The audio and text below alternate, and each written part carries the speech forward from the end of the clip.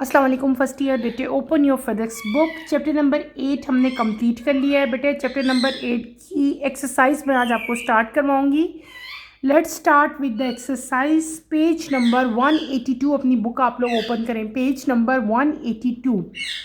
First question हमारे पास यहाँ पे है multiple choice question. Tick the correct answer. यहाँ पे आपको एक क्वेश्चन है और उसके 4 ऑप्शन आपको गिवन है। आपने अपने राइट ऑप्शन पे टिक मार्क करना है। Let's start. 8.1 the phenomena of polarization of light is. Light की पोलराइजेशन को बेटे क्या कहते हैं, ये तो आपको पता ही है। ये इसको हम क्या कहेंगे, आपके पास 4 ऑप्शन यहाँ पे दिए हुए हैं। The phenomena of polarization of light is the property of light to vibrate in specific plane. ठीक है, यहाँ पे क्या है कि लाइट की जो है वो वाइब्रेशन होगी, लाइट वाइब्रेट करेगी इन डिफरेंट स्पेसिफिक प्लेन्स। ठीक है, B part is your right option. आप बी पे टिक मार्क करेंगे। 8.2 की तरफ चलते हैं। 8.2 हमारे पास क्या है, 8.2 हमारा है Malus last state that A B C and D. यहाँ पे आपका जो करेक्ट ऑप्शन है वो क्या है, डैट इज ए। बेटे A is your correct option. The intensity of light is directly proportional to the square of the cosine of the angle between the light wave and the analyzer। ये बेटे आपका right option है। 8.2 का right option है ए। आप ए पे tick mark करोगे। ठीक है, यहाँ पे आपने लॉ की स्टेटमेंट लिखी थी, हमने ये लॉ पढ़ा था, वही स्टेटमेंट है, उसी को आपने यहाँ पे टिक करना है। ठीक है, वो जो है इंटेंसिटी जो है डायरेक्टली प्रोपोर्शन होती थी किसके, कोजीन जो एंगल था उसके स्क्वायर के। नेक्स्ट हम चलते हैं 8.3 की तरफ। बेटे 8.3 की तरफ आप लोग आए। The intensity of light when it passes through a polarizer. तो बेटे लाइट की इंटेंसिटी जब पोलराइजर से लाइट गुजरती है तो वो क्या होती है, डिक्रीज होती है। आप डिक्रीज पे टिक लगाएंगे। Number B, B is your right option. B पे आप टिक मार्क करें। 8.4 पे चलते हैं। The angle between light wave and the analyser is called azimuth angle. ठीक है, डी पे आपने टिक लगाना है। डी पे, D is your right option. आगे चलते हैं 8.5। The key purpose of an analyzer in a polarization experiment is. B is your right answer. To measure the intensity of light. Intensity of light को measure करने के लिए हम लोग जो है एनालाइजर जो है वो यूज़ करते हैं। 8.6 the mathematical representation of Malus law is. A is your right option. I is equals to I not cos square theta. A part जो है आपका राइट ऑप्शन है, आपने ए पे टिक मार्क करना है।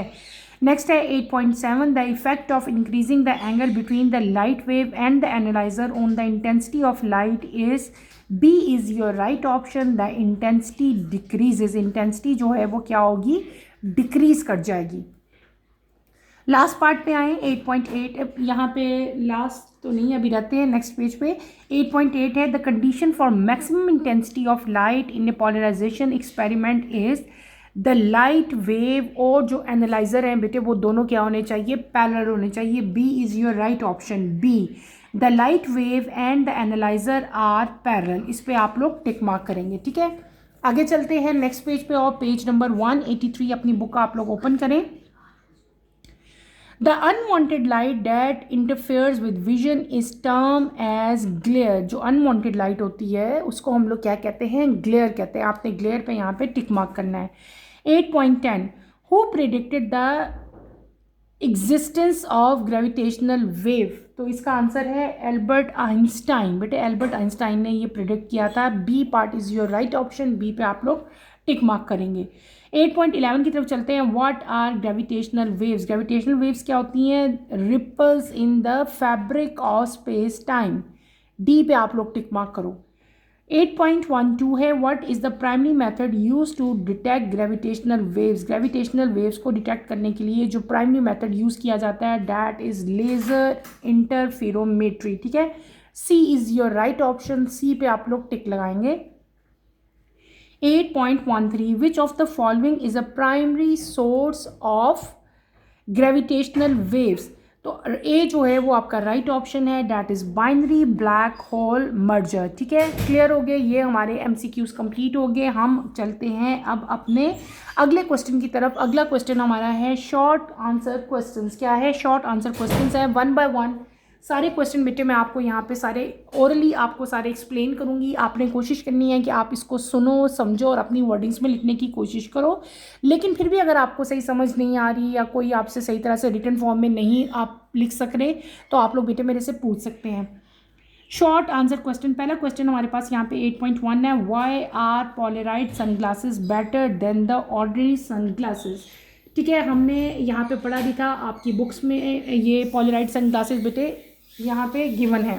ठीक है, सिंपल आप क्या बताएंगे, पोलराइड सनग्लासेस जो हैं they are better than ordinary sunglasses because they have polaroid lens. यहाँ पे पोलराइड ग्लासेस जो हैं बेटे ज़्यादा बेटर होती हैं, क्यों? क्योंकि उनके अंदर पोलराइड लेंस लगा होता है और जो पोलराइड लेंस होता है वो क्या करता है, वो ग्लेयर को रिड्यूस कर देता है। क्या करता है? ग्लेयर को रिड्यूस करेगा फ्रॉम रिफ्लेक्टिव सरफेस, जैसे कि वाटर हो गया, स्नो होगी और ग्लास हो गया। तो ये विजिबिलिटी को इम्प्रूव करते हैं और जो आइस के ऊपर स्ट्रेन आ जाएगा उसको भी ये क्या करेंगे, रिड्यूस करेंगे। आपकी बुक में भी इसका आंसर गिवन है, आप खुद से भी लिख सकते हो। मैं दोबारा से एक दफ़ा रिपीट कर देती हूँ, polaroid sunglasses are better than ordinary sunglasses because they have polaroid lens that reduce glare from reflective surface like water, snow and glass। इसके अलावा आप अगला पॉइंट लिख सकते हैं, they improve visibility and reduce strain on eyes। Clear हो गया? Next पे चलते हैं बेटे 8.2, is light from the sky partially polarized, how is it so? तो यहाँ पे आप क्या बताएंगे, yes light from the sky is partially polarized। क्या आंसर देंगे? yes light from the sky is partially polarize. ये किस तरह से पोलराइड होती है ये आपने बताना है कि बेटे जब सनलाइट अर्थ के एटमॉस्फेयर पे पास होती हैं, अर्थ के एटमॉस्फेयर पे जब सनलाइट आती है तो क्या होता है, वो स्कैटर्ड होती हैं। ठीक है, फ्रॉम स्मॉल गैसेस मालिक्यूल, जैसे कि स्मॉल गैसेस मालिक्यूल नाइट्रोजन है और ऑक्सीजन है, वहाँ से वो स्कैटर्ड होंगी। और ये जो स्कैटरिंग होती है लाइट की बेटे ये क्या करेगी, ये लाइट को पार्शली पोलराइज कर देगी। क्या करेगी? पार्शली पोलराइज कर देती है ये स्कैटरिंग लाइट को। आप इसको कैसे राइट करोगे? राइट करो, मैं आप लोगों को डिक्टेट करवा देती हूँ। Yes light from the sky is partially polarise when sunlight enter the earth atmosphere it is scattered from small gas molecules like nitrogen and oxygen. This scattering cause the light to become partially polarised.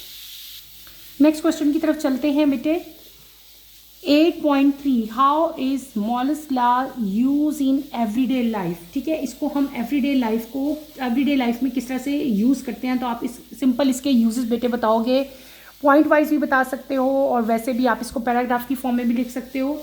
It is use to measure the effect of intensity of life when it is passes through a polaroid material. ठीक है ना, इसको हम लोग basically use करते हैं light की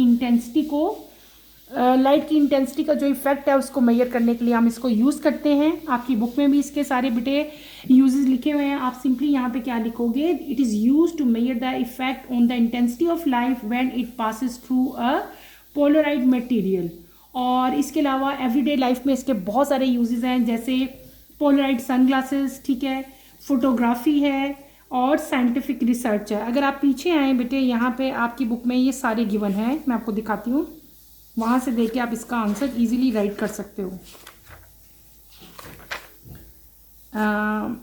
यहाँ पे आए, आपको यहाँ पे इसके आंसर दिए हुए हैं, मैं आपको दिखा देती हूँ। ये हमने लॉ पढ़ा था, इसी लॉ के अगर आप नीचे आ जाएं तो यहाँ पे हमें इसके सारे यूजेस दिखाए हुए थे। ठीक है, यहीं से आप कोई भी यूजेस जो है वो आप लिख सकते हो। साइंटिफिक रिसर्च में यूज़ होते हैं, पोलराइड सन ग्लासेस हैं इसके यूजेस में आती हैं। ठीक है, ये सन ग्लासेस हमने सारी पढ़ी थी और साइंटिफिक रिसर्च में जो है वो बहुत ज़्यादा इसकी इम्पोर्टेंस है। ठीक है, ये सारे के सारे आपने यहाँ पे मेंशन करने हैं। क्लियर है, यहाँ पे ये सारे यूजेस आपके गिवन हैं। क्लियर, तो ये आपने यहाँ पे बेटे 1 बाय 1 हेडिंग देनी है। आपने हेडिंग दे के आप इसके सारे यूजेस लिखोगे या फिर आपने पॉइंट वाइज भी आप लिख सकते हैं। ठीक है, जिस तरह आपको बेहतर लग रहा है, जिस तरह आपको ईजी लग रहा है, उस तरह से आप इसको राइट करोगे। ठीक है, आपने क्या करना है, various application in daily life में क्या लिखोगे, पोलराइड सन ग्लासेस लिखोगे। पहले ही मैंने बता दिया सन ग्लासेस क्या करती हैं, वो ग्लेयर को रिड्यूस करती हैं। फोटोग्राफी लिख सकते हो, पोलराइड फिल्टर जो है उनको हम फोटोग्राफी में यूज़ करते हैं। किस लिए यूज़ करते हैं, to enhance colour reduce extra light and improve image quality. इसके अलावा साइंटिफिक रिसर्च में हम लोग जैसे कि polarization of light by cell membrane जो है उसमें हम डिफरेंट टाइप की जो रिसर्च बेस हमारे टॉपिक्स हैं उनमें जो है इसका यूज़ किया जाता है। अगले क्वेश्चन की तरफ चलते हैं। नेक्स्ट क्वेश्चन हमारा है 8.5। नेक्स्ट क्वेश्चन बेटे 8.5 नहीं 8.4 है। 8.3 हमने कर लिया, नेक्स्ट 8.4 है। What are the applications of Brewster's angle. ठीक है, इस एंगल की एप्लीकेशन आपने बतानी है। ठीक है, और सबसे पहले आपने इस एंगल को यहाँ पे डिफाइन कर देना है कि ये एंगल क्या था। उस एंगल को आपने लिखना है, हमने क्या लिखा था, tangent theta is equals to n2 divided by n1। उसके बाद आप चाहे पैराग्राफ की फॉर्म में लिखो, कोशिश करना कि पॉइंट्स की फॉर्म में लिखो। पॉइंट्स की फॉर्म में अगर हम यूजेस लिखें ना तो एप्लीकेशन इसकी लिखें तो ज़्यादा मार्क्स आते हैं। ठीक है, तो आप लिखोगे this angle is widely use in optics due to its ability to eliminate reflected light. इसके अलावा ये बहुत सारे इसके और भी यूजेस हैं। लेज़र टेक्नोलॉजी में इसको यूज़ किया जाता है, और जो ब्रूस्टर्स विंडोज़ हैं बेटे वो भी यहाँ पे यूज़ किए जाती हैं। और इसके अलावा लाइट की रिफ्रैक्शन और पोलराइजेशन को कंट्रोल करने के लिए भी जो है वो इसको यूज़ किया जाता है। अच्छा बेटे, अगर आप लोग अपनी बुक के पीछे आएँ जहाँ पे आपको ये लॉ दिया हुआ है, ठीक है, तो यहाँ पे बेटे इस लॉ का ये लॉ तो लिख दिया, इक्वेशन भी लिख दी जो मैंने आपको बताया था कि आपने ये इक्वेशन यहाँ इस आंसर में राइट करनी है। लेकिन इस टॉपिक में अगर आप लोग पढ़ोगे तो इस टॉपिक में बेटे इसके यूजेस जो हैं, जो इसकी एप्लीकेशंस हैं वो नहीं दी गई, इसलिए इसकी एप्लीकेशन मैंने आपको अभी जो बताई हैं वही आप राइट करोगे। आपने यहाँ पे कंफ्यूज नहीं होना। मैं दोबारा से आपको 2-3 यूजेस या 2-3 एप्लीकेशंस इसकी बता देती हूँ, मैं डिक्टेट करवा देती हूँ, आप लोग इसको अपनी अपनी नोटबुक्स पे उतार लो। पहला इसकी एप्लीकेशन आप क्या लिखोगे, this angle is widely use in optics due to its ability to eliminate reflected light. ये आप इसका पहली एप्लीकेशन लिखेंगे। फिर आप नेक्स्ट नंबर 2 डाल के बेटे क्या लिख सकते हो, this principle is applied in polarizing filter for cameras.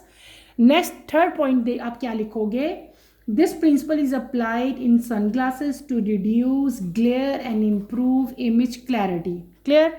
अगला नंबर 4 पॉइंट आप लिखेंगे। फोर्थ में आप क्या लिख सकते हैं कि in laser technology Brewster's windows are used to allow only polarized light. Fifth में आप क्या लिखोगे, it is also helpful in thin film coating to reduce reflection losses. Clear हो गया। और लास्ट में आप लोग लिख सकते हो कि Brewster angles plays an important role in controlling light reflection and polarization. तो ये तकरीबन कोई 6-7 पॉइंट्स हैं जो मैंने आपको लिखवा दिए हैं। इस तमाम के तमाम जो हैं बेटे आपने 8.4 के आंसर में राइट करने हैं। नेक्स्ट चलते हैं हम 8.5 की तरफ। What is space time curvature.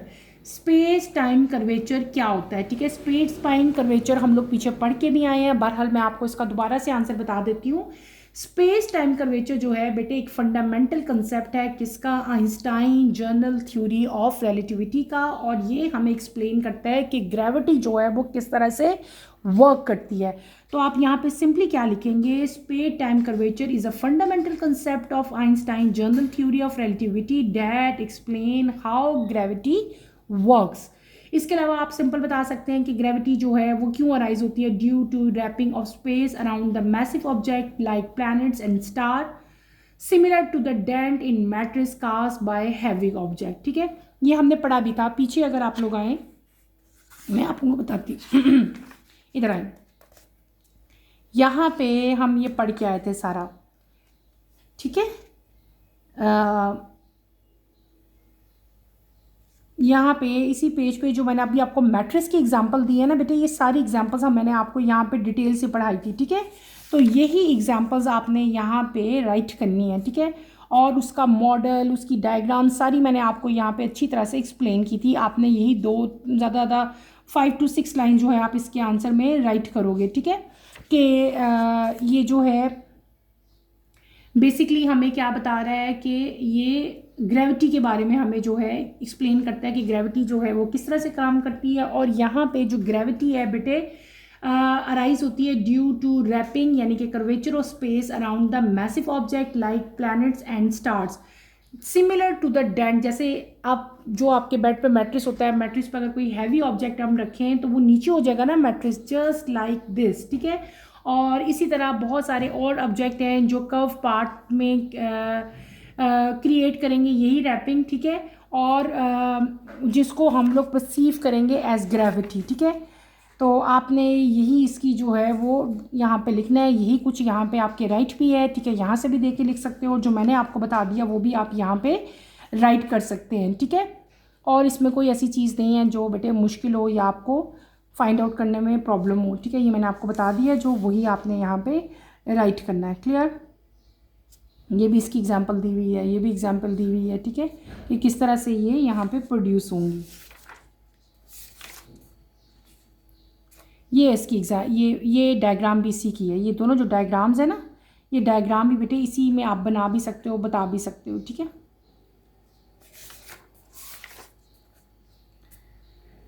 Short question answers हमारे सारे के सारे कंप्लीट हो गए। टोटल 5 क्वेश्चन से 5 के 5 मैंने आपको यहाँ पे कंप्लीट करवा दिया। नेक्स्ट क्वेश्चन की तरफ मूव करते हैं। नेक्स्ट क्वेश्चन हमारा है कंस्ट्रक्टिव रिस्पॉन्स क्वेश्चंस, 1 बाय 1। ये भी सारे मैं आपको अच्छी तरह से एक्सप्लेन करूंगी। फर्स्ट क्वेश्चन यहाँ पे है, write down some application of plane polarized की यहाँ पे आपने कुछ एप्लीकेशन जो है वो लिखनी है। ये एप्लीकेशंस आपकी बुक में भी दी गई हैं, मैं भी आपको बता देती हूँ। आपने बेटे यहाँ पे हेडिंग बना के जो है सारी एप्लीकेशन लिखनी है। पहली एप्लीकेशन आप यहाँ पे क्या लिखोगे, इमेजिंग एंड माइक्रोस्कोपी। दूसरी हेडिंग आप लोग क्या दोगे, मेडिकल एप्लीकेशन। तीसरी हेडिंग हम क्या देंगे, स्ट्रेस एनालिसिस। और लास्ट में हम लोग क्या कहेंगे, पोलरमेट्री, ठीक है। पीछे आओ, यहाँ पे आपकी बुक में गिवन है बेटे, मैं आपको दिखाती हूँ। ये है एप्लीकेशंस ऑफ पोलराइजेशन, हमारे पास आ जाएगी कुछ यहाँ पे, ये हमें दी हुई है। स्ट्रेस एनालिसिस भी है, इंपॉर्टेंस ऑफ पोलराइजेशन में यहाँ पे भी हमें ये देखो सारी हैं। Optics and photon, imaging and microscopic मैंने आपको बताया था। मेडिकल एप्लीकेशंस हैं, तो ये डिफरेंट टाइप की एप्लीकेशंस हैं। आगे नीचे फर्दर 2 मेन एप्लीकेशंस भी दी हुई हैं। तो ये सारी एप्लीकेशंस आप लोग हेडिंग दे के देन लिखना, ठीक है। हेडिंग दे के आपने लिखनी है जैसे आपकी बुक में दी गई है। उसके बाद हम आते हैं 8.2 की तरफ। Would it be possible to use a polariser as an analyser, if yes give at least 2 examples. आपने बताना है क्या ये पॉसिबल है कि हम पॉलराइज़र को एज एन एनालाइज़र यूज़ करें। तो आप क्या बताओगे, येस इट इज़ पॉसिबल।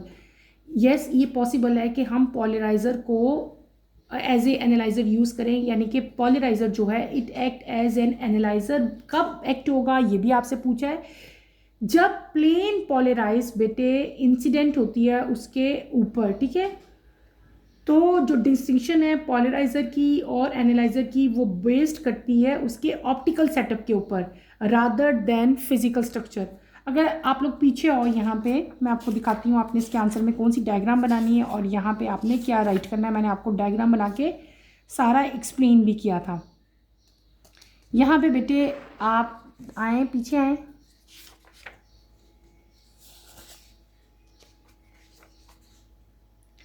ये आपकी यहाँ पे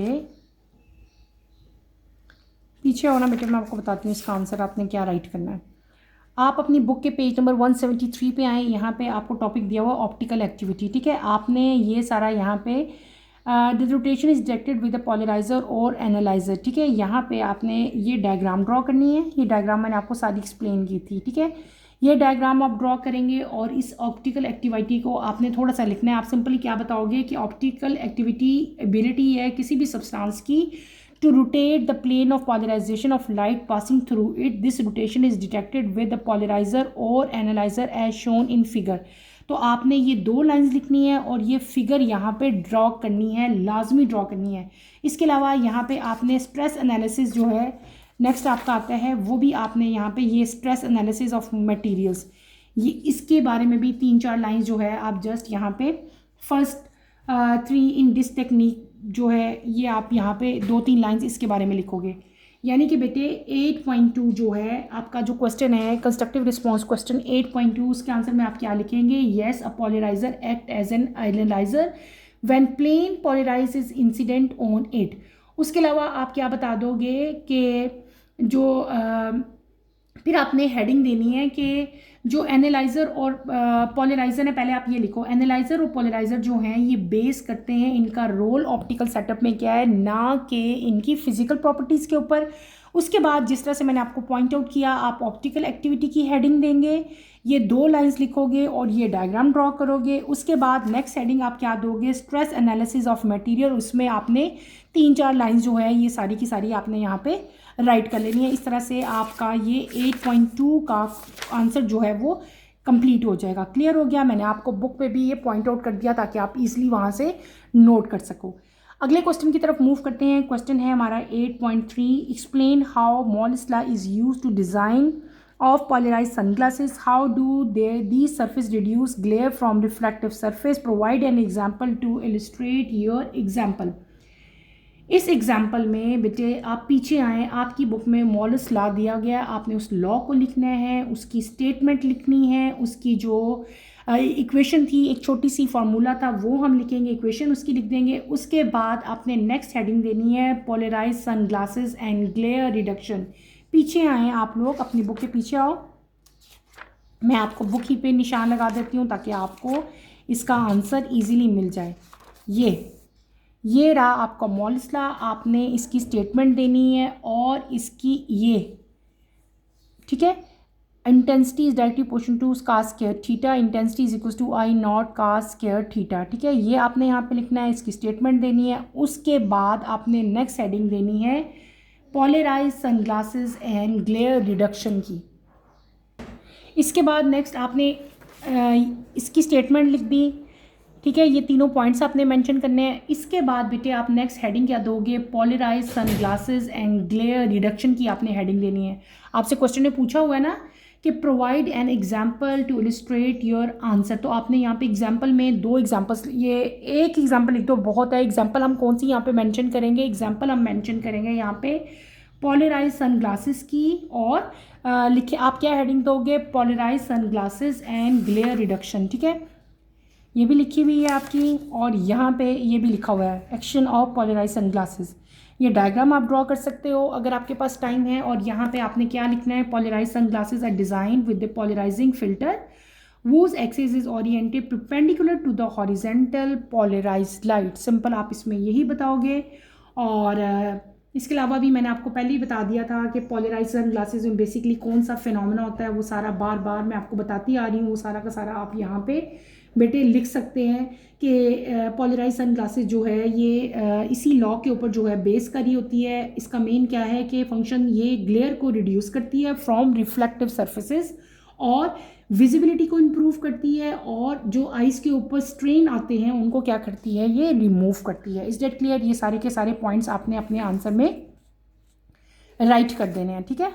तो बेटे मेरी कोशिश है कि मैं सारे के सारे आपको अच्छी तरह से आंसर जो है वो पॉइंट आउट भी करवा दूँ और एक्सप्लेन भी कर दूँ कि किस तरह से आपने राइट करने हैं। नेक्स्ट चलते हैं हम अपने अगले क्वेश्चन की तरफ। नेक्स्ट क्वेश्चन हमारा है 8.3, explain how Malus law is use in the design of polarize. ये तो हमने कर लिया, ठीक है। नेक्स्ट है हमारा 8.4। बेटे 8.4 की तरफ मूव करो। 8.4 है, how will the sky appear if there had been no atmosphere. Sky किस तरह से आपको फील होगा, स्काई किस तरह से अपीयर होगा अगर एटमॉस्फेयर ना हो। एटमॉस्फेयर क्या है बेटे, एक थिक ब्लैंकेट है ना हमारे इर्द गिर्द, ठीक है, एक स्पेस के नीचे एक थिक कवरिंग है।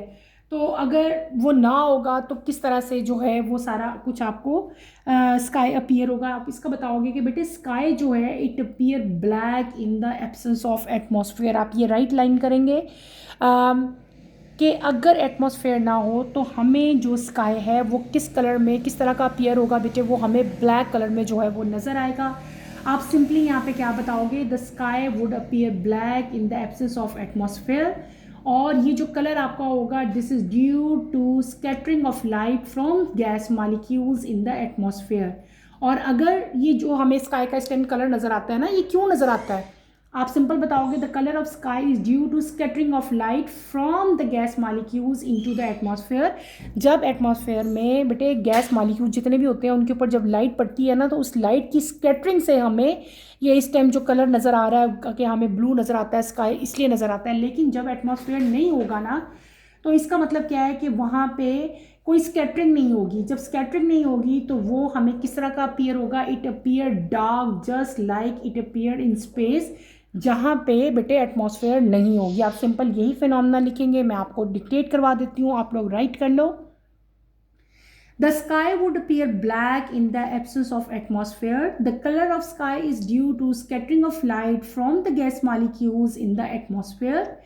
नेक्स्ट पॉइंट आप क्या लिखेंगे, if there had been no atmosphere, अगर कोई एटमॉस्फेयर नहीं होता तो उस केस में then there would be no scattering, the sky would appear dark. Clear हो गया, ये आपने इसके आंसर में राइट करना है। नेक्स्ट क्वेश्चन की तरफ चलते हैं। 8.5 8.5 क्या है, what is the significance of detecting gravitational waves. Gravitational waves को जब डिटेक्ट किया जाता है तो उसका फ़ायदा क्या होता है, उसका सिग्निफिकेंस क्या है, ये आपने राइट करना है। तो बेटे ग्रेविटेशनल वेव्स को डिटेक्ट करने का बहुत ज़्यादा जो है इसके फ़ायदे हैं। इससे हमें जो है कॉस्मिक इवेंट्स को ऑब्जर्व करने में बहुत ज़्यादा जो है वो हेल्प मिलती है। इसके अलावा नेचर ऑफ ग्रेविटी को स्टडी करने में हमें हेल्प मिलती है। जनरल रिलेटिविटी, बहुत सारी प्रॉपर्टीज़ हैं जैसे कि ब्लैक होल है, न्यूट्रॉन स्टार है, स्ट्रक्चर ऑफ अर्लियर यूनिवर्स और बिग बैंग जो थ्योरी है, उन सब को स्टडी करने में और उन सब का नेचर जानने में जो है हमें बहुत ज़्यादा जो है वो हेल्प मिलती है। और इसके अलावा ये साइंटिस्ट को अलाउ करता है कि वो डिफरेंट टाइप के फिनोमेना को स्टडी कर सकें जो कि लाइट बेस्ड ऑब्जर्वेटरी होती है। क्लियर है, तो इसी को आपने सारे के सारे पॉइंट्स में जो है वो लिख लेना है। लास्ट क्वेश्चन है यहाँ पे 8.6, how are tidal forces form. Tidal forces जो हैं वो किस तरह से फॉर्म होती हैं। तो सिंपल यहाँ पे आप आंसर लिखोगे कि जब ग्रेविटेशनल वेव्स बेटे पास होती है किसी भी बॉडी के साथ जिसका मास जो है मतलब कोई ना कोई ऐसी बॉडी जो मैसिव हो, जिसका मास हो, तो वो क्या करती है, उस इट काजेज स्पेस टाइम, वो उसके इर्द गिर्द स्पेस टाइम काज करेगी और ऑस्किलेट करेगी। ठीक है, तो यहाँ पे आपने बेसिकली क्या लिखना है, टाइडल फोर्स की डेफिनेशन लिखनी है। Question number 8.6, how are tidal forces formed. अपनी बुक के पीछे आए बेटे आप लोग, पेज नंबर 179 पे आओ। यहाँ पे आपको दिया हुआ है space time distortion and tidal force. Gravitational wave से लेकर आपने प्रोपगेशन तक इसका आंसर राइट करना है, प्रोपगेशन तक। यहाँ पे आपकी इस इफेक्ट की टाइडल फोर्स की डेफिनेशन भी दी है जो मैं भी आपको समझा रही थी। ये देखें टाइडल फोर्स, इसको आप अंडरलाइन कर लो। आपने यही सारा का सारा जो है यहाँ पे आंसर राइट करना है, यहाँ से लेकर यहाँ तक प्रोपगेशन तक जो है आपका लास्ट क्वेश्चन 8.6 का आंसर है। ये मैंने आपको पॉइंट आउट कर दिया। पेज नंबर 179 पे इसका आंसर है। ग्रेविटेशनल वेव से लेकर प्रोपगेशन तक आप राइट करेंगे। ठीक है, क्लियर हो गया। ये हमारे कंस्ट्रक्टिव रिस्पांस क्वेश्चन बेटे जो है सारे के सारे कंप्लीट हो गए। मैंने आपको अच्छी तरह से एक्सप्लेन किए और जिनके आंसर बुक पे गिवन थे, हमारे इस चैप्टर में गिवन थे, वो भी सारे के सारे मैंने आपको वहाँ पर भी मार्किंग करवा दी कि कहाँ कहाँ किस किस क्वेश्चन का आंसर मौजूद है। इसके अलावा बेटे हमारा नेक्स्ट क्वेश्चन आता है कम्प्रीहेंसिव क्वेश्चन। मैंने आपको हर चैप्टर में बताया कि कम्प्रीहेंसिव क्वेश्चन बेटे आपने खुद करने हैं। कम्प्रीहेंसिव क्वेश्चन क्या है, ये लॉन्ग क्वेश्चन है, आपके पेपर में लाजमी आते हैं, इनमें चॉइस भी होती है। कम्प्रीहेंसिव क्वेश्चन सारे के सारे जो हैं आपके चैप्टर में मौजूद हैं, आप वहीं से आपको ईजिली जो है ये मिल जाएंगे। आपने कोशिश करनी है कि जब भी आप अपने पेपर में लॉन्ग क्वेश्चन अटैम्प्ट करो तो आप उसको जो है हेडिंग वाइज लिखो। जैसे पहले आपने डेफिनेशन लिखी, फिर आप जो है वर्किंग लिखना, या कंस्ट्रक्शन हुई तो कंस्ट्रक्शन की हेडिंग देनी है, फिर आगे अगर आपकी इक्वेशन है तो इक्वेशन की हेडिंग दो। ठीक है, नीचे अगर एग्जांपल्स हैं तो इन द एंड आपने उसकी एग्जांपल्स की भी हेडिंग देनी है। यानी कि जब भी आप लॉन्ग क्वेश्चन अटैम्प्ट करोगे तो आपने उसको हेडिंग वाइज जो है वो अटैम्प्ट करने की कोशिश करनी है। और जिस क्वेश्चन के साथ डायग्राम है तो वहाँ पर आपने लॉन्ग क्वेश्चन में डायग्राम भी मस्ट ड्रॉ करनी है। क्लियर हो गया। तो आज के लेक्चर में बेटे मैंने आपको चैप्टर नंबर 8 की एक्सरसाइज स्टार्ट करवाई। हमने अपना first question multiple choice questions complete किए, देन मैंने आपको शॉर्ट आंसर क्वेश्चन करवाए, इन द एंड मैंने आपको कंस्ट्रक्टिव रिस्पांस क्वेश्चन बेटे कंप्लीट करवा दिए। ठीक है, आपने इन तमाम के तमाम शॉर्ट क्वेश्चन आंसर्स को और कंस्ट्रक्टिव रिस्पांस क्वेश्चंस को अच्छी तरह से स्टडी करना है। किसी क्वेश्चन का आंसर अगर आपको समझ नहीं आया या अपने चैप्टर में आपको नहीं मिल रहा तो बेटे प्लीज़ आपने मुझे लाजमी बताना है, मैं आपको हेल्प आउट करूँगी और आपको आपके आंसर जो हैं वो बता दूँगी, ठीक है। इंशाल्लाह कमिंग लेक्चर में हम अपने न्यूमेरिकल प्रॉब्लम स्टार्ट करेंगे, they are very important. One by one सारे न्यूमेरिकल्स आपको मैं करवाऊंगी। कमिंग लेक्चर की नोटिफिकेशन के लिए आप चैनल को शेयर करें, लाइक करें और सब्सक्राइब करें और मुझे इजाज़त दें। इंशाल्लाह कमिंग लेक्चर में बेटे आपसे दोबारा मुलाकात होगी। टिल देन अल्लाह हाफिज़ फर्स्ट ईयर, टेक केयर बेटे, अपना ख्याल रखिएगा। अल्लाह हाफिज़।